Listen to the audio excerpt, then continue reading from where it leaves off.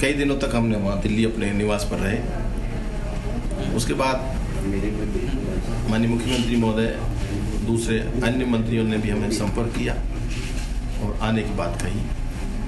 हमारी एक ही बात थी कि जो एसओजी में मुकदमा दर्ज हुआ है वो वापस ले, हमारी मुकदमा वो एसओजी में मुकदमा 4 दिन पहले वापस हो गया।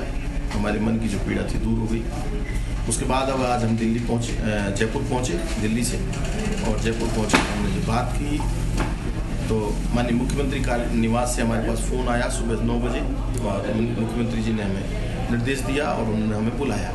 हम तीनों विधायक उनके पास गए और जाकर के जो बात थी वो चर्चा हुई, और चर्चा होने के बाद तो एसओजी का मुकदमा तो वापस हो ही गया है। क्षेत्र के विकास की चर्चा हुई। मेरी विधानसभा क्षेत्र में मंडा और उपखंड कार्यालय, महुआ में 26 गाँव की पेयजल योजना और बंद पड़े हुए ITI कॉलेज जिसको काम प्रारंभ कराने के बाद खासतौर से 3 बिंदुओं पर बात हुई। उन्होंने तीनों काम को करने का विश्वास दिलाया और ये भी कहा कि महुआ विधानसभा क्षेत्र में विकास में किसी प्रकार की कोई कसर नहीं छोड़ी जाएगी। हमारा जो उद्देश्य है, मेन मोटिव जो है वो हमारा, मेन ऑब्जेक्ट जो है वो हमारा सिर्फ महुआ विधानसभा क्षेत्र के लोगों का विकास कैसे हो, वहाँ के लोगों को सुख और सुविधा कैसे मिले, वहाँ और अधिक संस्थान कैसे बने, वहाँ के युवाओं को रोजगार किस तरह से मिले, वहाँ अपराध पर नियंत्रण कैसे पाया जा सके, ये प्राथमिकता है। इन प्राथमिकताओं पर माननीय मुख्यमंत्री जी ने हमें विश्वास दिलाया। बहुत जल्दी इन पर कार्रवाई करेंगे और करके हमारे क्षेत्र का विकास में नए आयाम तय करेंगे। तो क्या आपको लगता है कि सरकार से किसी भी विधायक को काम कराने के लिए 1 महीने तक अंडरग्राउंड होना पड़ेगा, संवादहीनता रखनी पड़ेगी? ऐसा नहीं है ना, तो सिर्फ जो मुकदमा दर्ज हुआ था ना उसको लेकर एक पीड़ा थी और शंका भी थी, दोनों चीजों को लेकर के। और उसके किस बाद चीज का मुकदमा था, क्या धाराएं लगा? इस तरह की पता नहीं कौन सी धारा है, मैं तो ज्यादा समझता नहीं। राजद्रोह की धारा, ये धारा पता नहीं 124 और 120 भी, इस तरह की धाराएं लगाई थी। वो वापस ले लिया, बात खत्म हो गई। अब कोई विषय नहीं बचा, फिर उसमें ज्यादा चर्चा करने की बात है। आप जनप्रतिनिधि हैं, आपसे धाराएं समझने की अपेक्षा की जाती है। आप IRS ऑफिसर रहे हैं, आपसे रेवेन्यू के मामले समझने की अपेक्षा की जाती है। क्या जो मुकदमा दर्ज हुआ वो पैसे के लेन देन को लेकर के था, सरकार गिराने के षड्यंत्र का मामला था?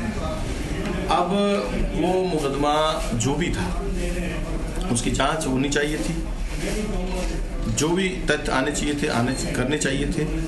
उन्होंने अभी ऐसी मुकदमा, मैं सरकार से मांग करता हूँ जो भी व्यक्ति दोषी हैं, अगर उन्होंने ऐसा कृत्य किया तो उनके खिलाफ कार्रवाई होनी चाहिए और दूध का दूध और पानी का पानी होना चाहिए। आप लोगों पर आरोप थे इस तरीके के, तो क्या आपने ऐसी कोई कोशिश की सरकार हमारे विधायकों से खरीद फरोख्त करने की? डूंगरपुर बांसवाड़ा गए आप लोग? विधायकों की खरीद फरोख्त वो करता है जो सरकार बनाने का प्रयास करती है। हमें ना तो सरकार बनानी और ना सरकार चलानी, हम तो सरकार के सहयोगी हैं और सहयोग के रूप में काम करते रहे। ओम जी, लेकिन इतने दिनों तक संवादहीनता क्यों रही? आप आए क्यों नहीं सामने? लगातार हम लोग संपर्क में थे, क्षेत्र के लोगों के संपर्क में थे, यहाँ के जनप्रतिनिधि। सरकार से संवादहीनता नहीं, सरकार के साथ भी संवाद था हमारा। माननीय मुख्यमंत्री महोदय से हमारी 3 बार फोन पर बात हुई थी। रघु शर्मा जी से 3 से 4 बार बात हुई थी। 8 से 10 बार हमारी प्रताप सिंह जी खाचरियावास साहब से बात हुई थी। महेश जी जोशी साहब से 4 से 5 बार बात हुई थी। सब लोगों से हमारी लगातार बातचीत चल रही थी। 4 दिन पहले हमारा मुकदमा वापस हो गया, हम लोग आगे बढ़े। इस दौरान आप, खुशवीर जी और सुरेश जी तीनों साथ रहे? हम और सुरेश जी विधायक साथ थे। खुशवीर सिंह जी अहमदाबाद थे, उनके साथ बीमार हो गई थी, लेकिन वो हमारे संपर्क में थे। अब आप लोगों की गिले शिकवे दूर हो गए, अब सरकार किस तरीके से काम करेगी? सरकार को राजस्थान की जनता का विकास के बारे में अपने एजेंडा बना करके एक नए सिरे से काम प्रारंभ करके, और जो 8 करोड़ की जनता है उसकी चिंता करते हुए, जिस तरह से कोरोना अपना पैर पसारता जा रहा है उस पर हम सब लोगों को चिंता करनी चाहिए और इस 1 महीने में जो नुकसान हुआ है राजस्थान की जनता को उसकी भरपाई जल्द करनी चाहिए। सरकार की स्थिरता को लेकर आपका क्या आकलन है? सरकार की स्थिरता आप सब समझते हैं, जो कांग्रेस के 19 लोग टूट के कांग्रेस में से गए थे, जब वापस आ जाते हैं तो सरकार स्थिर है, इसमें तो कोई बात ही नहीं रह गई। और अस्थिर भी उन्हीं के कारण हो रही थी और स्थिरता भी वही दे रहे। आप लोग दिल्ली में थे, सचिन पायलट भी इस दौरान दिल्ली में थे, आपके से क्या बातचीत हुई? नहीं, सचिन पायलट साहब से हमारी कोई मुलाकात आज तक हुई नहीं इस दौरान, और ना ही भारतीय जनता पार्टी किसी बड़े नेता से हमारी मुलाकात। लेकिन इन तीनों में से आपको नेता हैं जो सचिन पायलट, अशोक गहलोत और बीजेपी, तीनों से बराबर का रिश्ता रखते हैं। पहले बीजेपी की टिकट पर आप विधायक भी रहे हैं, वसुंधरा जी के भी टच में रहे हैं। नहीं, बीजेपी के टिकट पर हम विधायक रहे थे, संसदीय सचिव के रूप में भी राज्य मंत्री का जो दर्जा था प्राप्त था, लेकिन टिकट काट दिया। उसके बाद हम निर्दलीय चुनाव लड़ लिए। जनता ने हमें आशीर्वाद दिया, जनता के प्रति हमारी निष्ठा थी, कर्तव्यनिष्ठ थे और उस निष्ठा के कारण हमें आशीर्वाद दिया।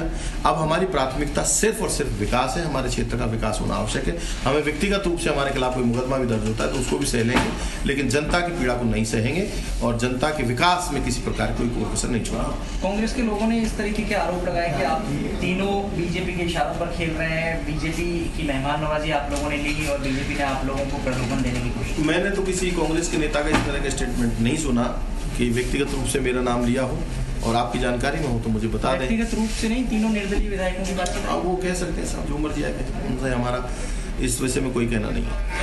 अब आप लोगों के काम कह रहे हैं कि रफ्तार से होंगे, केवल काम होने से आप लोग संतुष्ट हैं? हमारा मुख्य उद्देश्य विधायक को विकास के लिए चुना जाता है और विकास जनता के कामों से जुड़ा हुआ होता है। जनता के अगर काम होते हैं तो हमारे व्यक्तिगत कामों की चिंता नहीं करनी चाहिए। जनप्रतिनिधि का ये परम धर्म बनता है और इस परम धर्म की पालना करनी चाहिए और हम लोग निष्ठापूर्वक हमारे धर्म की पालना करेंगे। इसको अवसरवादिता नहीं कहेंगे? जब लोकसभा चुनाव थे तब आप अपनी पत्नी के लिए टिकट मांग रहे थे।